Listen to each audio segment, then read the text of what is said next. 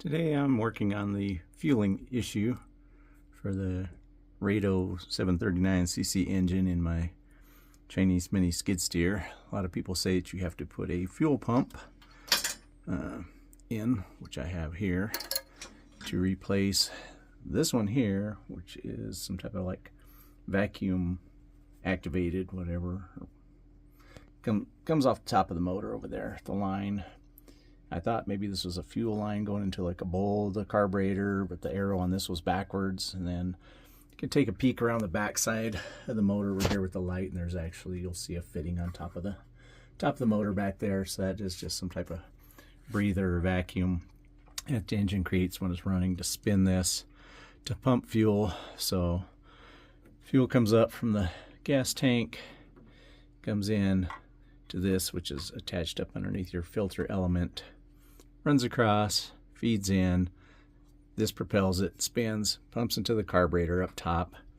So I can go from the gas tank up to my fuel pump and, through a filter, take that one out, put another one in, whatever, and run into the top right here, take this whole assembly off. I've seen some people do that. I'll note the videos in my comments parts. You can see where somebody has that off in their hand, where they've talked about it, but everybody ends up doing the conversion, but they don't videotape it. So I figured I'd try and videotape and show you how it's done. But at the same time, I am going to try something a little bit different in the meantime. I'm going to run my fuel line off of the tank down here, but I'm going to run extra line and run it up so it goes up over an arc basically, and then in, so that hopefully it might pull like a siphon effect, and then that pump will be adequate, because I'd love to leave just the stock one and not mess with another electrical piece on here, and just run that. And if that does enough for it, and I got some transparent blue line, I should be able to see if the fuel flows and see if it works for me or not. That'll be the experiment. So I will pause this for the time being, and I will come back. Right now I have these just stuck on here. I pulled them off and then decided, you know what, I'll throw them back on here just for demonstration purposes to show everybody what the lines are.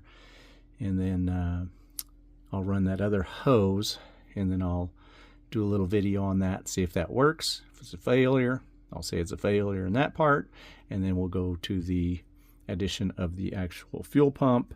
And then I also plan on putting a little inline shut off. That way I could, when it comes time to store this for a long period of time, I can cut off the fuel and, run it dry basically, so I don't have a bunch of fuel sitting in it going bad. We'll use fuel treatment obviously in the tank, but I think it helps to be able to turn off your fuel. So I'll add this onto this video later on and finish her up. Thanks for watching.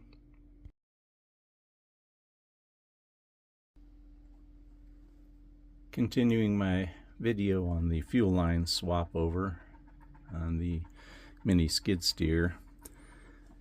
The hose that came on them, it's pretty soft walled. It looks like it's maybe a 1/4 inch or some odd in between. I want 5/16, which you can see the bulge on that. It grabs there, but it's kind of open back here on the back side on this tube where the other tubing was tight. The other tubing used the little spring pressure clamps. So I'm going to use hose clamps on everything just to try and make sure everything's sealed. And we'll see at the end of this experiment if everything's sealed, or if I have leaks, or if I have to drop down to 1/4 inch and get some different size fuel line than what I have. I'm hoping this bigger line works, and I'm hoping it flows and complements the stock fuel pump and works. If not, then I'll go to the electric fuel pump. But that's where I'm at the moment. I'll just keep doing little segmented videos here and put it all together to try and show a final result and a little test footage eventually, because this has died before on me after, I don't even know how long I ran it, maybe not even a half an hour, I don't think, when it died. So has some fueling issues I need to resolve, like other people have mentioned. That's what I'm working on. Be back soon. additional info on this here. Using the hose clamp, obviously I used more room than a little spring clamp, so I'm trying to keep it down in a position rotated as low as possible. There is a little pocket up above it right here in the air cleaner assembly. That, see if I can do this with one hand here. Get her down over this grommet.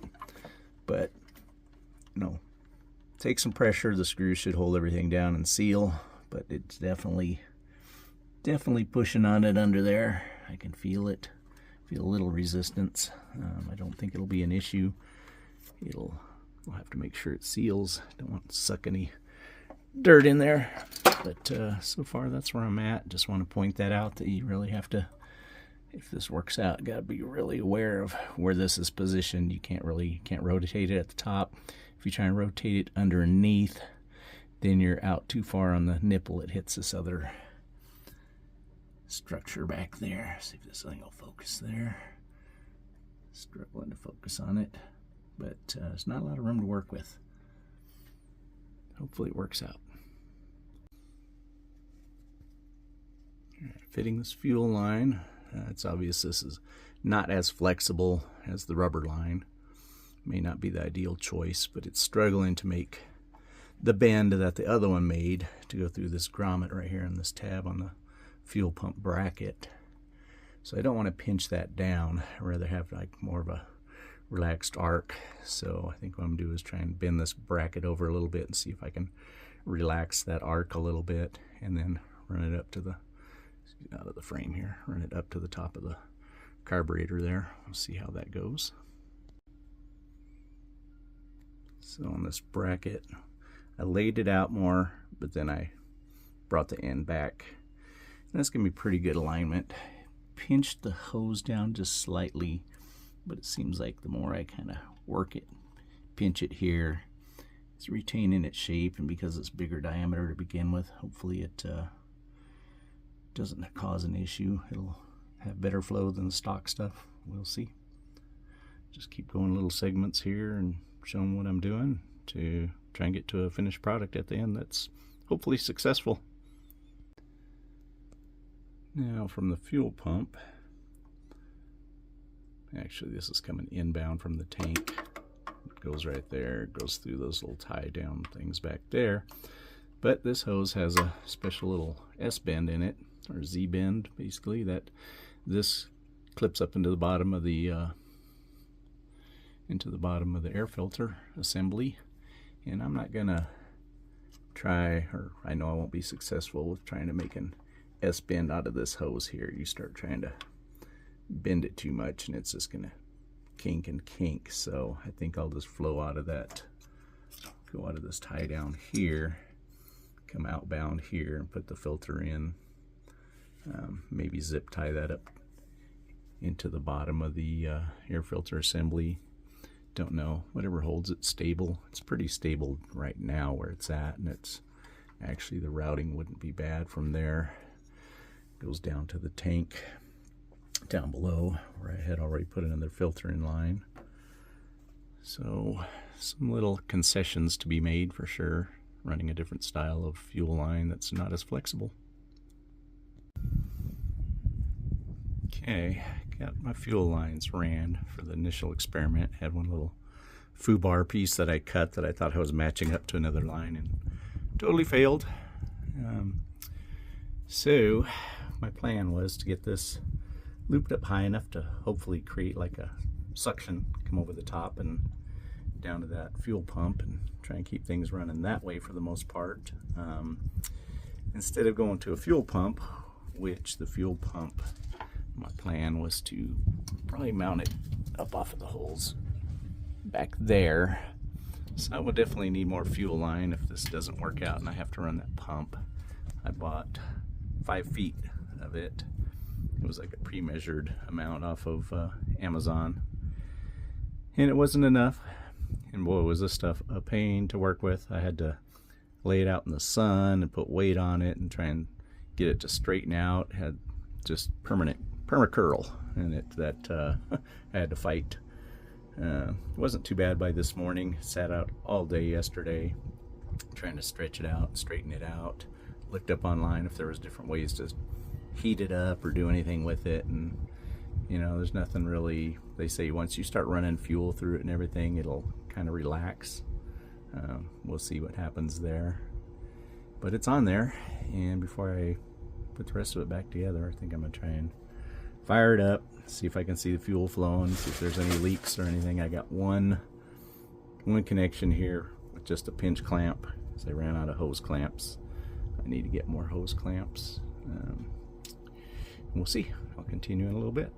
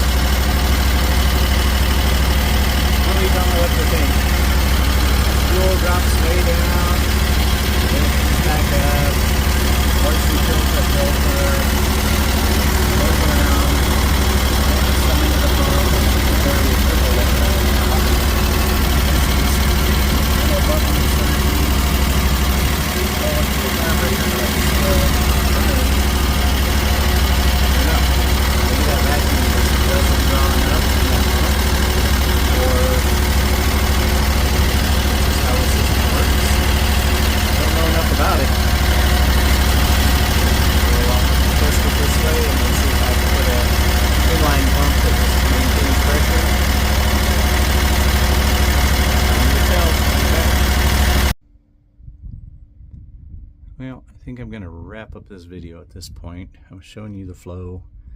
Everything was looking good. I mean, it was working. It looked kind of odd, like it surged a lot, had a lot of air in the lines, gaps. The fuel would go back down.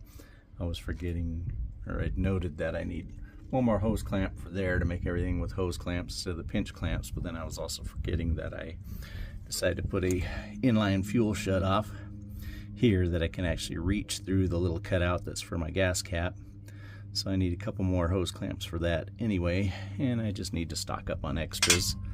So I will put that in after I make a trip to the hardware store, and then we'll hopefully put a test on this sometime in the next couple days here and see if it stays running for a decent period of time. Weather's hot, over 100 degrees each day right now max, so I don't want to be out in the middle of the day doing that.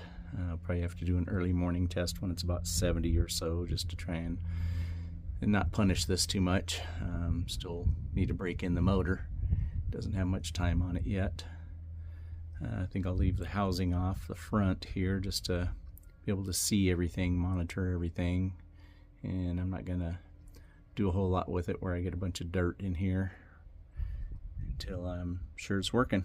Then I'll cover it up and put her to work and really test it and see how she's doing. So hopefully that helps some people. I know there was quite a few that showed this fuel pump taken off and talked about the fuel pump, you know, being removed and putting an inline one. Others said they just did the hoses because the hoses were pinching off. So there's a couple theories there. The hose is pretty soft walled, and so this stuff here, maybe that'll hold up better. It's a little bit bigger diameter, inside diameter too. Said it's 5/16. I think this other was considered a quarter. Yeah, I'm gonna leave it at that for now, and you guys give me some feedback. Anything you see or think or want to know, let me know, and go ahead and like and subscribe. I don't just do stuff on this. I have a variety of little things where it's just fun videos, mountain biking, out on the side-by-side, Harley rides, whatever, and then tinkering on things, trying to fix things, trying to cover things like that I didn't find other people covering. So hopefully some of my videos will help some people that aren't just interested in this stuff here, that might find something else there helpful. And take care, everybody. Wish you a great day. Have fun.